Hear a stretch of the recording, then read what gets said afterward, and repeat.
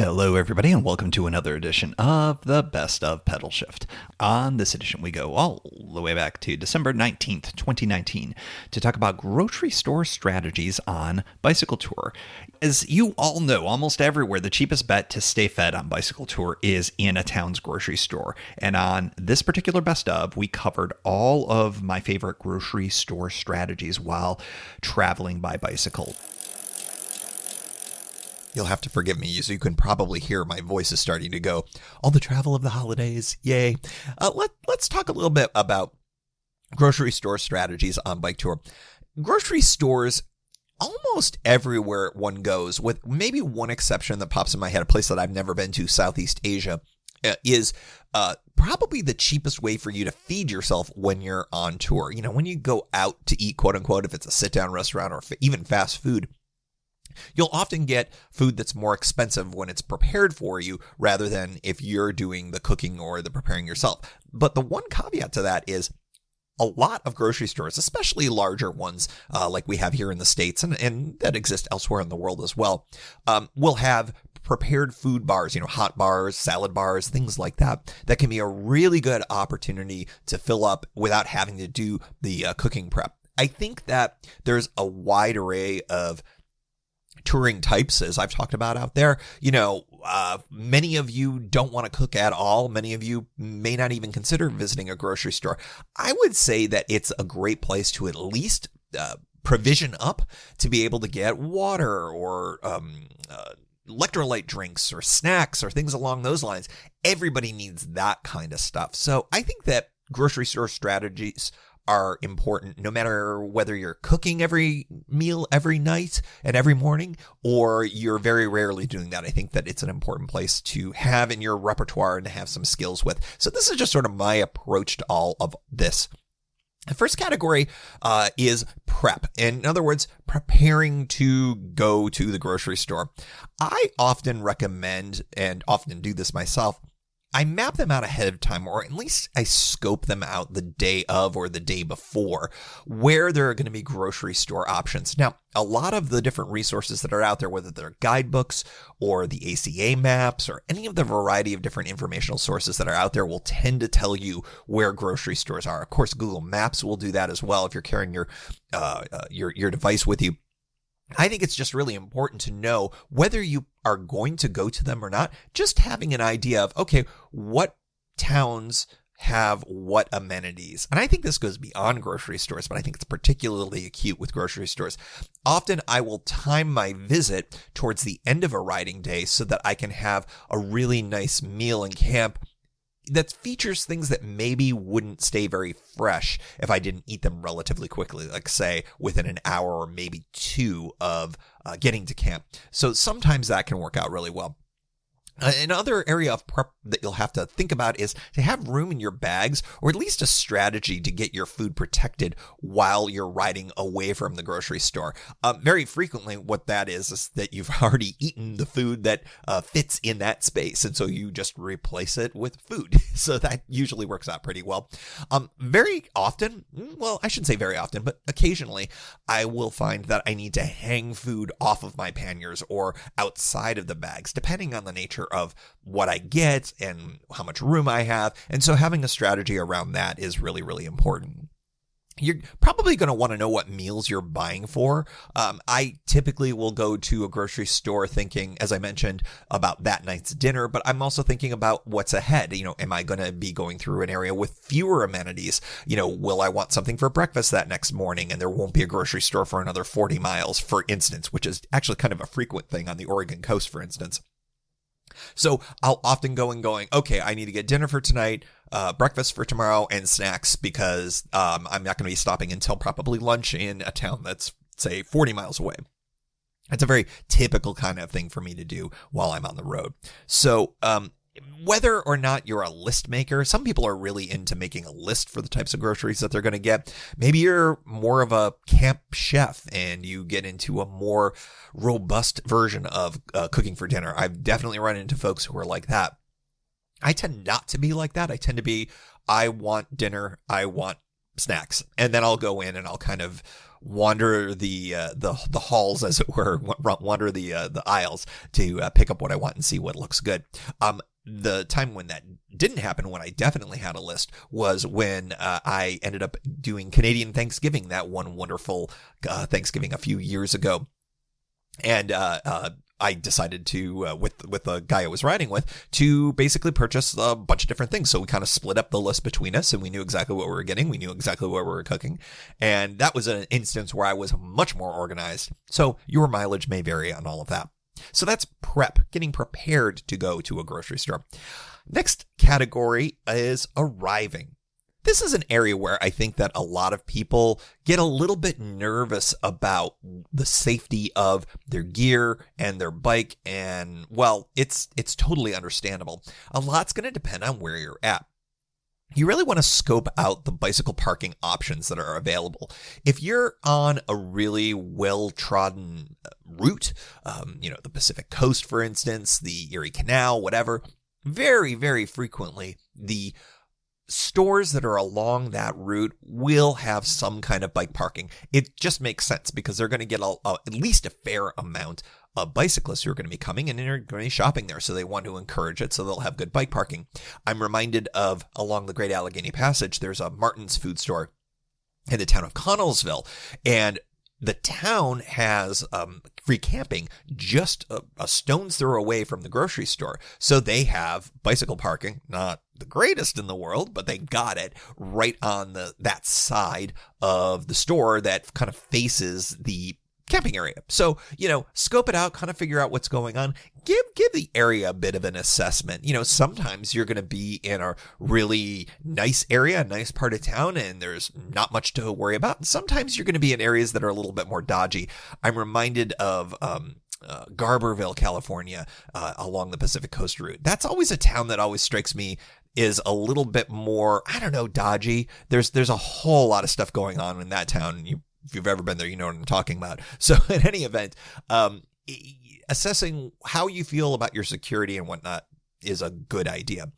Did you bring a lock? I always bring a lock of some type. I was a real big fan of the auto locks. They are not something that I would ever use in a city for, parking my bike for a long period of time, but they're definitely nice and lightweight, and they're good enough to be able to stop something from happening that's kind of a snatch and grab kind of situation. They're not undefeatable, but no lock really is, even the heaviest of all locks. So, bring a lock, bring something, bring the security level that you feel is appropriate for your bike. I think I did a whole episode on this as I'm reminding myself. I just don't remember which one. So if I remember it, I will put it in the show notes. If not, you can search on pedalshift.net and just type in lock, see what happens. I'm sure you'll find it. One question I get pretty frequently, especially from folks who are kind of new in bicycle touring, is, am I ever afraid of locking my bike up with my pannier someplace and leaving it unattended? And the answer is, I've never had a problem. I've never seen any evidence that my bike has ever been touched. With the possible exception, I think once it got knocked down by somebody who was, a little bull in a china shop, I suppose. But it was locked to something, so it just sort of swayed to the side. But even in the town that I'm throwing under the bus again, Garberville, where I feel I perceive that there's a higher risk. I never once have seen anything, any evidence that the bike has been touched or my stuff has been gone through. So, I'll use that. And I also haven't really heard too many instances. I have certainly heard of horror stories where folks who have had their bikes stolen or things stolen from tents and things like that on a bike tour. So, am I suggesting that it's a risk-free strategy to leave your bike unattended? Absolutely not. So, be mindful of where you're at. And frankly, if your spidey sense is going off and you just don't think that things are good, move on. It's not worth having stuff stolen just to be able to get a few bars or, a dinner or something like that. There's probably other options available to you. Another thing is that if you're traveling in groups, of course, what you can do is have somebody sit and watch the bikes while other people go in. I tend to ride solo, so, I kind of have to take the risks where I see them. One thing that I find important is when I am on tour and I know places that are that I've been to and have never had problems, I tend to trust them a little bit more. So that's how that all works out. So I'd say, yeah, you could generally trust that your stuff is going to be there. Really, when all is said and done, you're not going to be inside that long.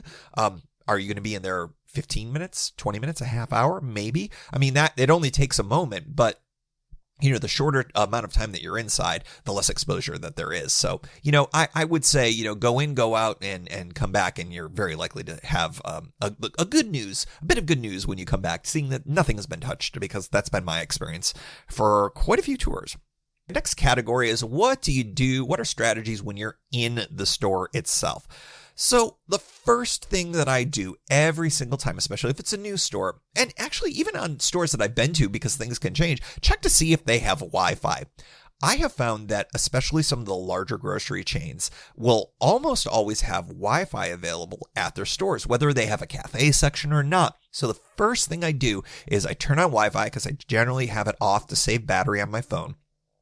And I will do that, and I'll leave it on the whole time I'm there. I'll start downloading podcasts, which often I have them basically set to automate. Once there's Wi-Fi, it'll start pulling down the new podcasts that are available. Also, what will start to happen is my photos will start to back up into the cloud, which is another nice thing. I'm not going to be able to be there long enough typically to be able to do all of these things at once, but at least a few of the older photos will get up, and I'll typically get all of my podcasts down, which is pretty good. That's a very big area of entertainment for me when I'm on the road. So that's an important thing. Also, Wi-Fi later is going to be important, but turn it on as soon as you get in there.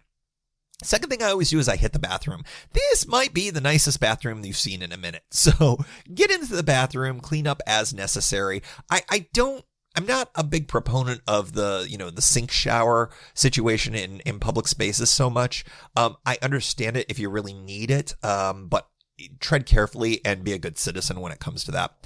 Once I'm done in there, we'll leave it at that, I will start at one end of the store and sweep through to the other, rather than just sort of aimlessly walking down the aisles. If I've got a kind of a sense of what I'm getting, I know when I see it. But what I try to do is do a sweep so that it's as efficient as possible, with the caveat that sometimes I'll walk through it and say, you know what? I like that thing that I passed up back there, in which case I go straight to it. But that, I think, is a good way to approach grocery stores. One thing that's really tough is when you're in a grocery store as a bike tourist, you are almost always hungry. And that is what they say when you go into a grocery store. You should never walk in hungry. They weren't talking to bicycle tourists. Trust me. It's very, very important that you kind of get what you need, but don't overindulge, because I've done that before too, where I've bought way too much stuff and I've had stuff hanging off my bike because I was like, oh, of course I want that whole pecan pie. Why wouldn't I? So once you've figured out your aisle strategy, my food strategy goes like this. I favor fresh food and vegetables for the very next meal because it'll keep. Also, to the extent that I'm eating meat, if I am eating meat, then I don't worry about it. I'll get something because, again, it'll keep. It'll be fine during that short period of time if it's at the end of the day, and that works out for me. I'll also favor up foods that can stand up to a little jostling over time. So more sturdy stuff versus fragile stuff. So, pastas, obviously they stand up to stuff. When it comes to fruits and vegetables, I'll favor, for instance, apples over berries, just because the apples can kind of handle it, and sometimes berries will just be a smushed mess when all is said and done. I find that the berries tend to juice up and get a little bit gross in panniers, no matter how well I keep them, because I think once they start bruising, they start juicing, and it's I often say no to berries, even though they often are very, very attractive to me in the moment. If the store has one, I mentioned these before, but check out if there's a hot bar or a prepared foods deli for eating at the store. If it's a mealtime right then, there is nothing better than getting something, especially if it's on the colder side, getting something that's hot and prepared. The soups, like a mac and cheese, which will sometimes be there. All of those types of things are really, really great to have as an option. Because if there's a cafe as well, you might be able to sit down and charge up. You may be able to charge up batteries. I did a whole episode on strategies for keeping things charged. That's certainly an area where you can do that as well. One weird trick that I have for grocery store strategies, and I think I've mentioned this in tour journals past, that is the least expensive and smallest bag of frozen vegetables can keep your beers cold. I have found that to be a really, really good trick over time. At one point, I think I looked at a bag of ice, and you buy a bag of ice in 5-pound quantities. You just don't need it that big. Plus, it's usually at least, sometimes upwards of $3, $4, $5 because you're in a camping town generally, and they're overcharging for ice for all the car campers. So if you get a $1 bag of kerneled corn or peas or something like that, they will slowly thaw out, and you can throw them in a salad or into a pasta dish or whatever, and so you can actually eat them, but they will do the magical thing of keeping your beers cold or your sodas or whatever you end up getting. If there's stuff that you want to keep cold, a bag of frozen vegetables, I am a big fan of that little trick. So after checkout, grab a seat if they have one at a cafe. Look to charge up, eat while you continue to up or download. Sometimes you'll be really fortunate and the cafe will be near a window, and the window you'll have an eye on your bike. So balance this all out based on how comfortable you are about leaving your bike unattended. Your mileage may vary. I often have gotten to the point where I'm like, you know what? If they want my dirty underwear, go for it, man. They never do. Maybe because they've done it before. I don't know. Who they are, I have no idea. Anyways, that's strategies for in-store. So next up is packing up. And this is something that can be kind of file under my usual strategy. But I do think that the first thing that I do when I'm going back to the bike with my bags, very, very frequently there will be a garbage bin at the very least. Sometimes there are recycling bins elsewhere in the store. If there's recycling, I will try to recycle as much as I can. But for the most part, that's pretty rare. I generally tend to go a garbage bin outside the store, and I radically reduce the bulk by removing dry items from the boxes if it's possible. Discard all unnecessary packaging. And this is the point in time when you realize how awful packaging is for food, especially the pre-prepared foods. It's just so much packaging, and often you can get rid of a lot of bulk from the boxes, and all you're left with is a perfectly fine bag, and it's going to keep everything in there, and it works out just fine. I tend to put the sturdiest stuff on the bottom of my panniers and the most fragile or bruisable on top to the extent I've got it. Cold sinks, so what I'll often do is I'll put beers or other things that I want to keep cold in the middle, and I'll put the frozen veggie pack on top, especially touching anything that I want to keep the coldest, i.e. beer. Have I mentioned I bring beer? Anyways, yes, cold sinks, so have that frozen veggie pack on top. I'll tie plastic bags to the extent that they're still out there. A lot of states and a lot of municipalities are getting rid of the plastic bag situation, but if they do have them where you're going, I tie the plastic bags to hang from the rack or from the top of what's on top of my rack if I need to, but I found that doesn't stand up for much more than a few miles. So if you're really running low on space, you can try that trick, but you may find that things bang around a little bit too much. So, nothing too heavy, nothing that's going to blow away too much. It's a bit of a trick trying to figure out what amongst your stuff would fit in that type of exterior hanging situation. But if you do a good job of reducing the packaging, you hopefully will be able to get everything into your panniers and everything will be fine. Occasionally, I will get to the point where I'm not able to roll the top of my roll down panniers down, and so I'll just kind of have it sticking straight up, or maybe even clip it together while it's open, if necessary, knowing full well that I'm going to eat a bunch of the food that's in there that night. That'll happen sometimes. So your mileage may vary. It's really going to depend on what you're doing. So that's it for packing up. So a thought on all of this, or kind of a sidebar: be a good ambassador. When you're doing all of this, when you're maneuvering, when you are at the grocery store, you're usually a bull in a china shop because you're wearing different clothes often, or at least you've got a lot of stuff going on. Your bike's sort of often next to the carts. I say try not to get into anyone's way unreasonably. Some people are a little unreasonable about what their expectations are. Try to work the best as you can as an ambassador for bicycle touring, but don't unreasonably get in anyone's way.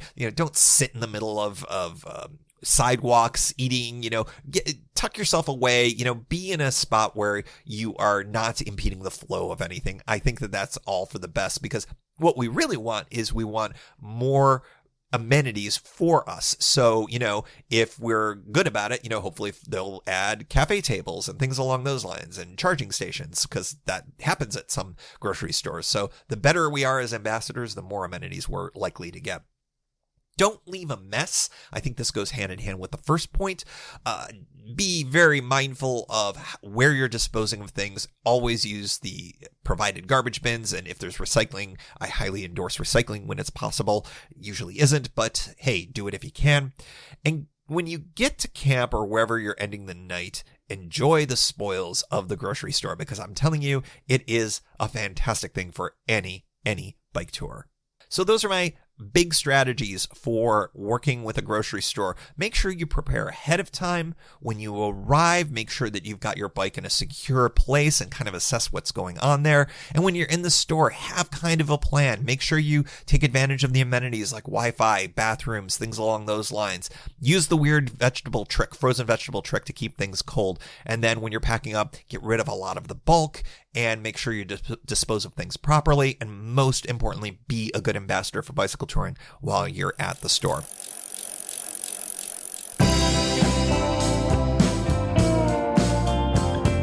Thank you for joining. You can find Pedalshift at pedalshift.net for more great bicycle touring content. You can hear the Pedalshift project through Apple Podcasts or your favorite podcast app.